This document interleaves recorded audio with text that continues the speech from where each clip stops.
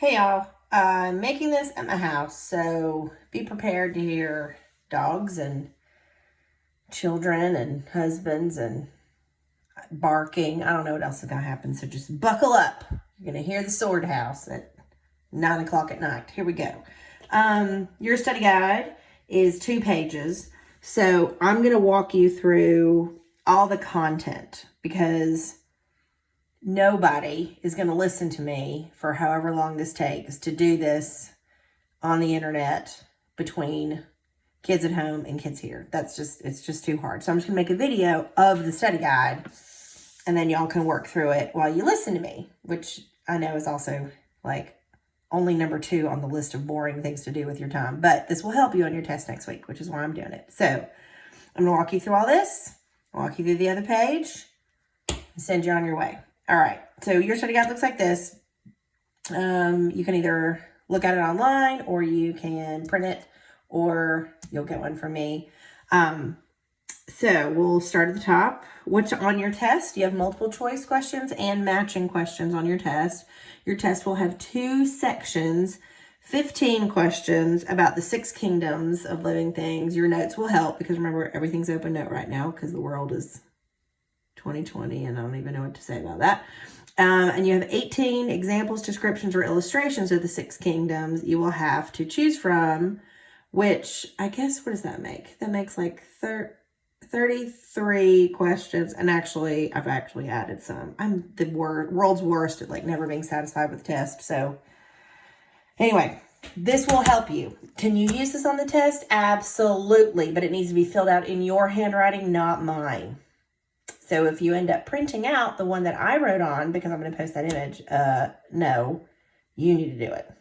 So what is a heterotroph? Remember, hetero means different. And troph has the same root word as to eat, like a trough.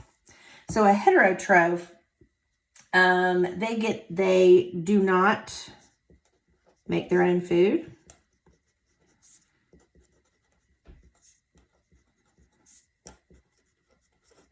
They do not make their own food.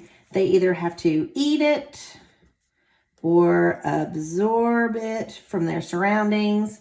Eat could be, like an animal. And absorb could be like a fungi.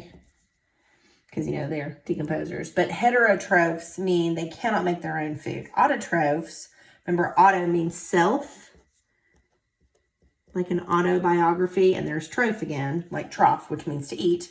So that doesn't mean they're self-eaters. They don't eat themselves, but they can make their own food, which doesn't mean like in their kitchen, because I know you can probably make macaroni. This means literally in their cells, they make their own food, and that process that we have mentioned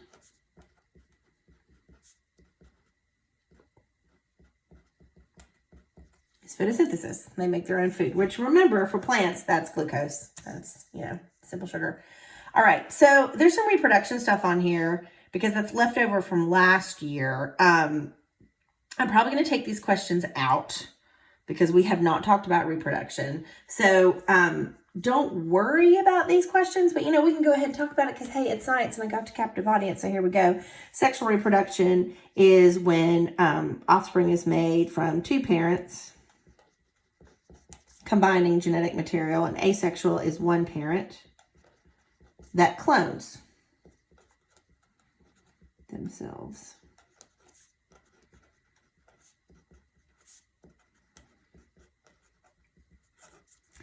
And we did mention how bacteria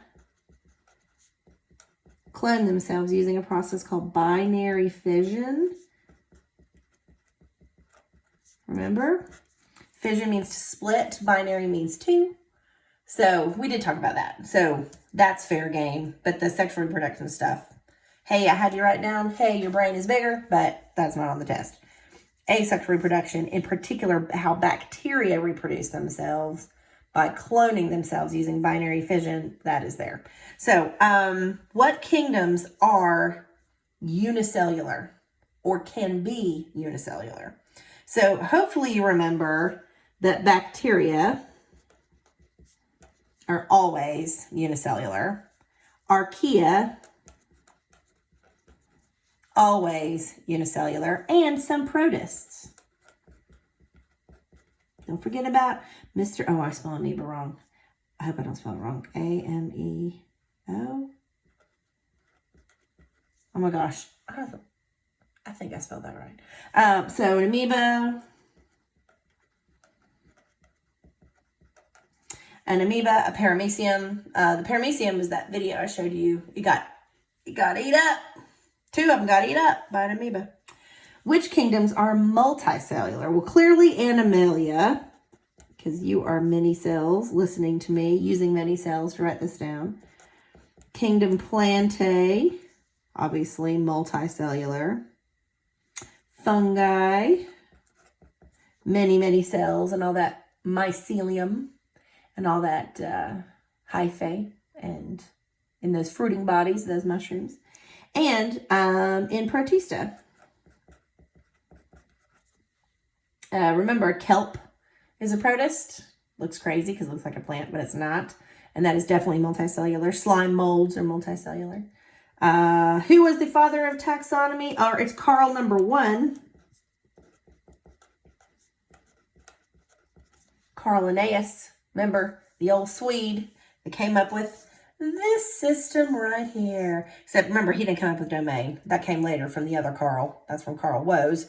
But the domain, you're going to do, your whole taxonomy of a human is on the test. Now, is it going to be blank like this? We have to fill it all in? Well, no.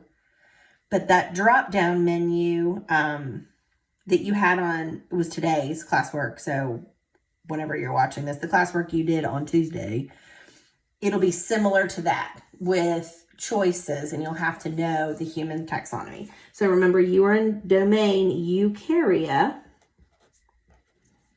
because your cells have a nucleus. Go you.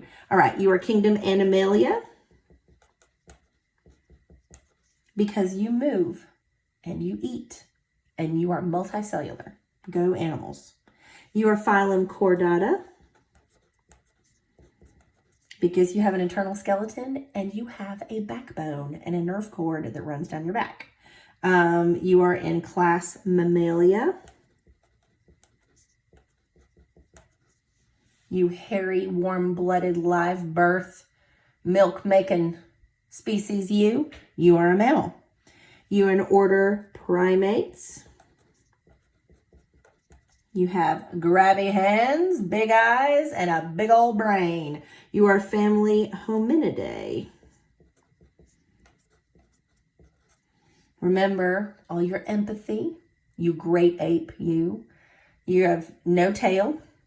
And you, oh gosh, you have over, I think it's 97 or 94. It doesn't matter. The percentage is absolutely not on your test.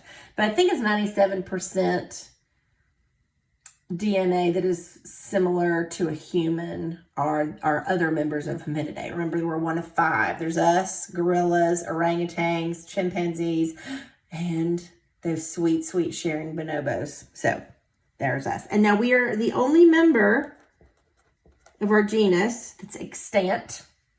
All the others are extinct, but we are still here. We are genus Homo, species sapien. Notice I capitalized everything but the species name, and that is just how it is written because Linnaeus said so, and we're still following his rules however many years later it is. So all of this is on the test in one way or another.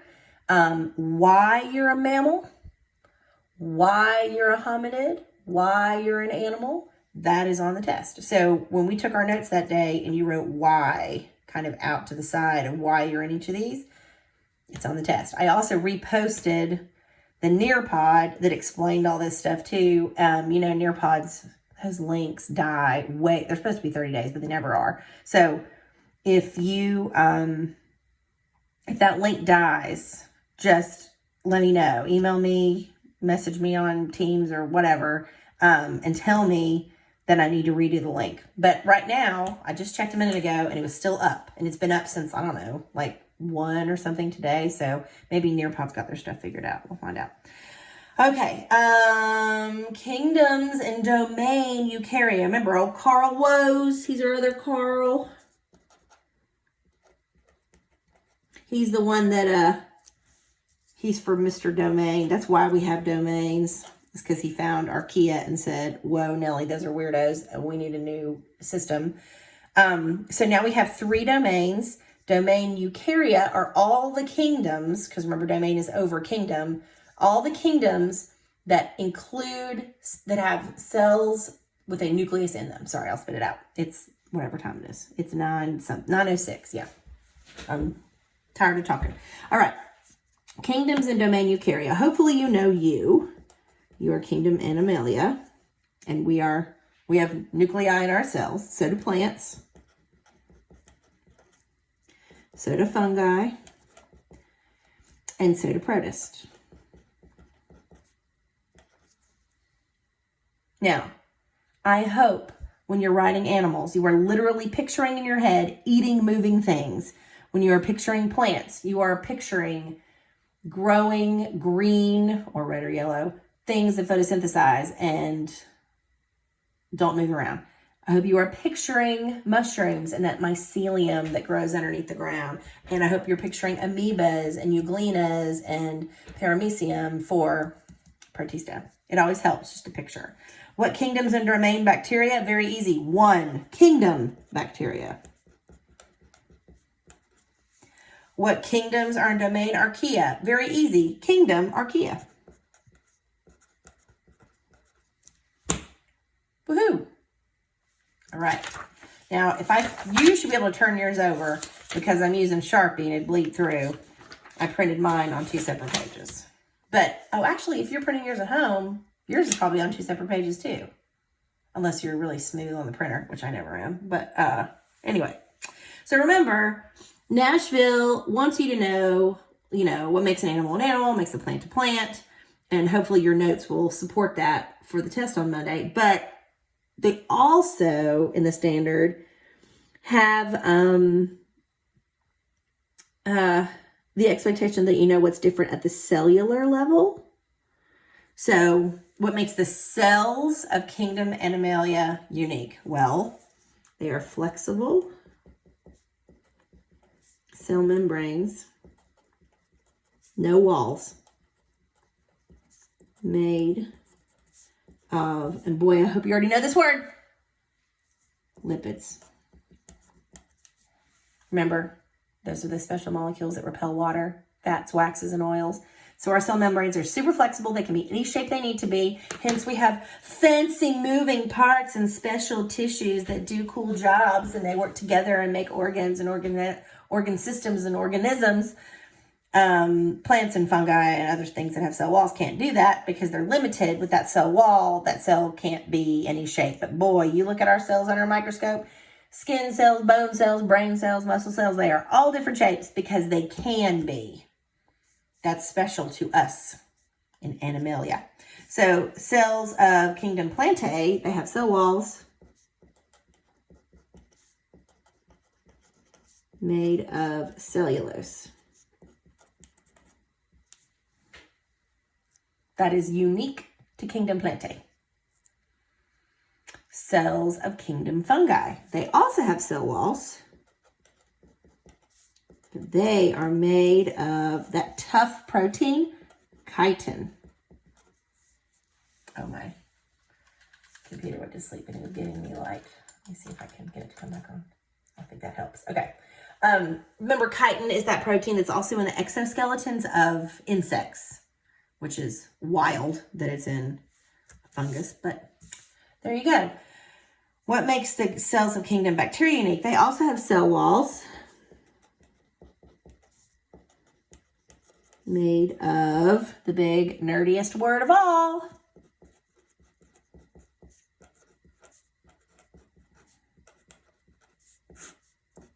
peptidoglycan. Go impress your parents. It's a big long word. Oh, why did I write that twice? I bet I'll fix yours. Yours should say this. I bet yours says this, and I'll fix mine before I post it. What makes the cells of kingdom Archaea unique? They have cell walls.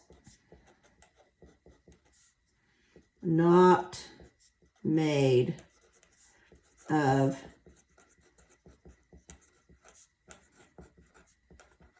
peptidoglycan.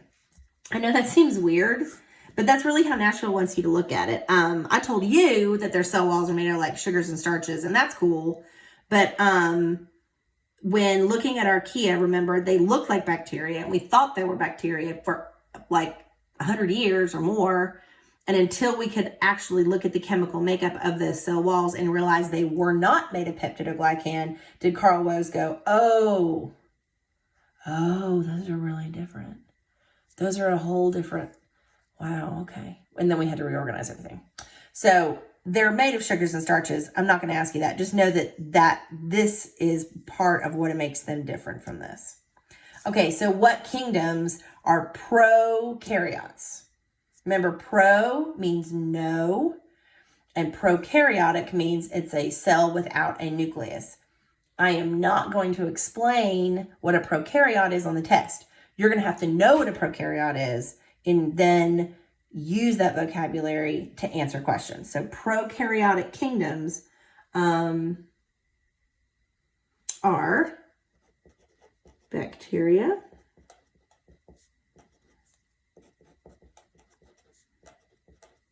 and archaea. They're both prokaryotic. That means the other 4 kingdoms, because there's 6 kingdoms, are all eukaryotic.